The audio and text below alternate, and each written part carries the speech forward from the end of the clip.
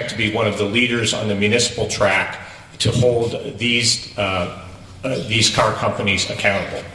We are working with a world-class law firm of Keller Rohrbach to defend the interests of Cleveland and our residents, and to make sure that what you see behind me stops. And that's what we're asking the court to do today.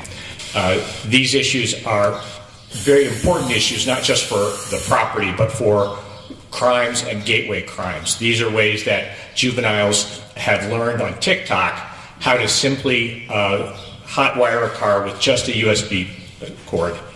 And these cars and the design defects of the cars have led to crimes and led to juveniles becoming more involved on a pathway to crime. It has to stop. It has to stop now. And that's why we have filed this lawsuit. Thank you. Now I'll hand it over to Deputy Chief Harold Pretel to talk about what we're doing from a law enforcement perspective. Deputy Chief. Thank you, Mayor.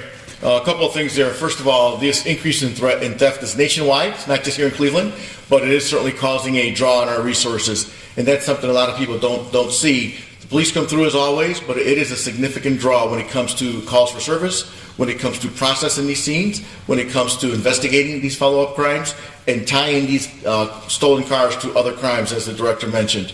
Like the mayor said, things about profit over people. People is the impact. The people who don't have their vehicle to go to work, to take kids to school, to go to medical appointments, etc. From the police perspective, investigatively, we use our CompStat model to identify areas, and we're going to be obviously statistic-driven, number-driven on where these are occurring. Follow that up with some investigative components that we're not going to get into full detail today, but that are going to go from that CompStat model to identify a variety of groups and individuals.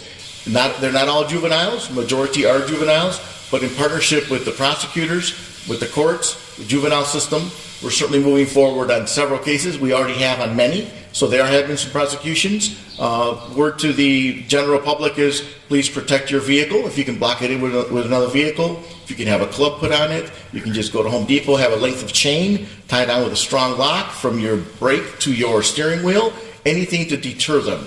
But on the investigative side, I can assure you that the City of Cleveland Division of Police is certainly moving forward with our investigative units in districts, in the Bureau of Special Investigations and Bureau of Special Services, focused on reducing this, identifying these individuals, and bringing them to justice. Thank you, Deputy Chief. And as the Deputy Chief mentioned, this is a prime example of our administration's focus on smart, precision policing when we want to make sure we're using intelligence to fight violent crime all across our city. And with the work we want to do this year after approval of our budget, with having 5 crime analysts in all of our 5 police districts, will go a long way to ensure we continue to execute this smart, precision policing way to cut down on violent crime in the city of Cleveland. Now I'll hand it off to Councilman Kris, who's been a leading voice on this issue on City Council. Councilman. Morning. First, I do want to thank the mayor for taking such decisive and quick action on this issue. When I introduced this resolution about a week ago, it was kind of came out of left field, but this past Monday, my colleagues unanimously endorsed this resolution as well. So it's great to see the city acting together, arm in arm, for the people of this city so quickly. And what bothers me most about this whole problem is that I started to hear about this last fall in Old Brooklyn. We've been particularly heavily targeted by this problem. But these are not luxury vehicles behind us. These are vehicles that working class people need to go to work. Oftentimes the hourly jobs that don't pay for the day if you go out in the morning and your car is not there. These are vehicles that people need to take their kids to doctor's appointments or sometimes hit the grocery store at 10 o'clock at night. So I'm really glad that the mayor has taken up this call and that we're working on this, and I'm excited that Law Director Griffin has entered this lawsuit. I do want to share one option for people who have been affected by this. I printed this out at 7 o'clock last night, so if you just want to take a picture, maybe you can put it on the scroll or something. This is a law firm that's helping consumers who have had their cars stolen. They're Fegan Scott, they're in Chicago, they're the closest one to us. There's a couple nationally that are working on this issue. So I just picked the one that is geographically closest and put, one phone number on a piece of paper is easier to see. So if you want to share that number with people who have had their cars stolen, that would be great. I appreciate it, and thank you all. Thank you so much, Councilman. And as the Councilman mentioned, this is about industry accountability. Not just for car manufacturers that fail to install the proper technology, but also industry accountability for gun manufacturers as well in this country. And so we want to use every tool in our arsenal to make sure we hold industry accountable to protect our residents and to keep our streets safe and secure. And so as we close up, we'll offer up the floor to some questions. Sir. Mayor, can you talk about the stress and strain it is for the individual car owners wondering if someone's going to show up in the middle of the night and take their car, and the kind of pressure that puts on people that own these particular brands of cars? It is just a hard time right now in our city if you own a Kia or a Hyundai.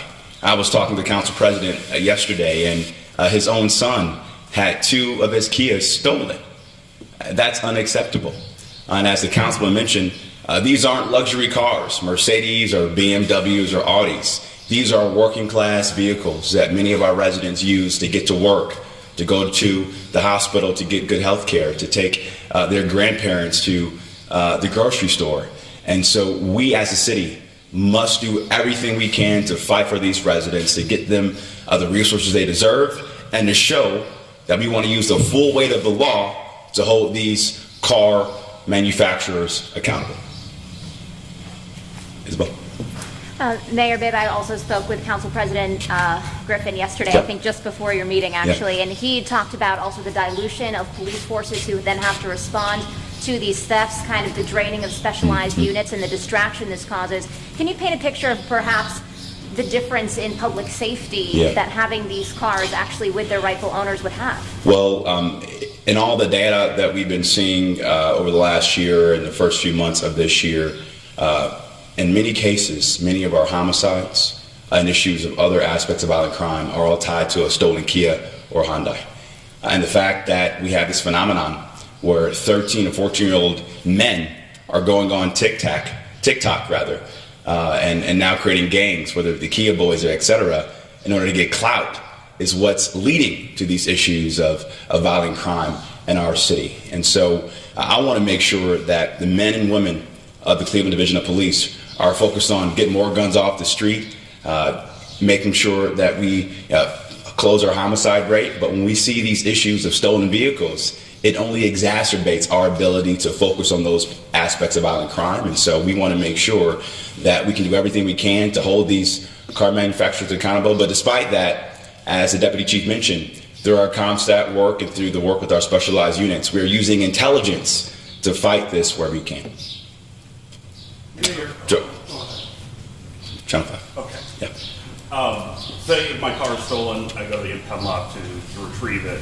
I believe it's anywhere from like $250, $260 to get it out of impound. Is there anything within this litigation to claw back some of the money that owners of these cars are having to pay just to get their car back after it's stolen? Thank you for your question. The answer to that is yes, at 2 levels. First, we're asking that the abatement be stopped, but once they come in, we're going to ask for damages as well for the costs of having the vehicle on the impound lot, the cost of storage, the cost of police time. So, as the mayor mentioned, we've had a tremendous increase. In December, we had 475 stolen Kias just coming through here. Our impound lot became the largest Kia dealer in the state of Ohio. That is not something that we can sustain because every single one of those costs residents money. We're going to seek to have compensation for that, and it costs time and attention away from the smart, targeted, precise approach to violent crime. Can you explain the exact damages that you're seeking on behalf of the city and then on behalf of the individual car owner? Sure. It's a pending lawsuit. So let me talk about damages with respect to the city. Damages per se for owners will be carried on a different track. But for us, we're looking for the cost of police time, police overtime, the cost of damages to our city generally, impound fees, and others that we are going to develop through the course of the litigation. We've estimated already that we've spent thousands of police hours simply tracking down these stolen Kias and stolen Hyundais, and that is a real drain on the police resources that we want to use to fight violent crime. A question for Mark, for the mayor. The automakers are going to say they should not be held responsible for the actions of car thieves. who have no, fear about driving around with a broken window and obviously stolen car. It's not their fault. It's the thief's fault. What would you be your counter argument to that? It is their fault because it's a foreseeable misuse. And the doctrine of law says if you know or if you should know that a design defect is going to be misused, then you're responsible. You can't turn your back and say, oh, I didn't know. And particularly with the Kia and Hyundai units, these immobilizer devices are installed in their other high-end vehicles, so the Genesis brand and others have it. But when it comes to working class people, they put profits over people. They went cheap, even though they knew that this was a risk. And Nick, I would say there is a special duty of care that these car manufacturers have to ensure that their vehicles have the top level industry standard. I don't care if it's a BMW or a Kia or Hyundai. Every vehicle must have that industry standard. And as the law director mentioned, we are only the third or fourth city in the country to file this lawsuit. I've already talked to the U.S. Conference of Mayors to support what we're doing here in Cleveland. We also need to raise national attention on this issue. This is an issue that Congress needs to take up as well to hold these folks accountable. I have one for the Deputy Chief, please. You talked about the investigative. It seems it's reactionary instead of proactive, like a bait car. Have you thought about doing a bait car with a Kia and then have a GPS tracker, video, audio from inside, so you can follow them and say, okay, they're at this intersection. We have a couple zone cars in that area. Thank you for the question, sir. I also did mention there's a few strategies we're not going to get into today, but that is certainly one of them. That bait car program has been around for a while, and that's in partnership with our state agencies and some others. So that is one of the prongs of our strategies, and there are others. Certainly on the intelligence side is the most important. We talk about reactive to the initial threat. Proactive is going out there and identifying the areas it's taken in, identifying the individuals, and addressing those individuals before they offend. Because many of these is not just a joyride, as in typical terms. Many of these are tied to homicide, assault shootings, indiscriminate discharge of weapons in our city from these vehicles. Some of these individuals actually have a series of these vehicles stacked up. So when they have a job to do, you know what I mean, a job, they will go and grab one of those cars and use it in that shooting. So yes, that is one of our strategies, sir. So there is no bait car right now? I don't want to get into that, but that is the bait car is one of our strategies that we are using in concert with a partner agency. Okay, thank you. Yep. Done the story a couple of times, but the MO is typically the same. They'll drop off a stolen Kia or Hyundai, leave the car running because they can't turn it off because it's been hot wired with a iPhone cord, and they'll go and steal another one. Has there been at any point in any of your careers that you've seen something quite like this? I certainly haven't. I want to talk to the deputy chiefs, Deputy Chief Pretel, Deputy Chief Todd, same thing. I think the last time we probably saw something like this was with the Caravans. I don't know if people remember the old Dodge Caravans and the Dodge Neons, but it wasn't to this extent. But that was probably the last time we had something. Got time for one more question?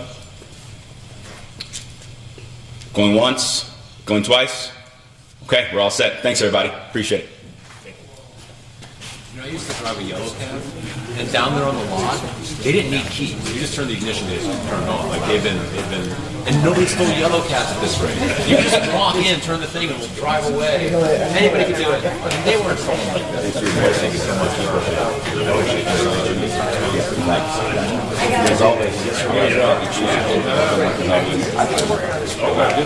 What you did is you had grabbed somebody.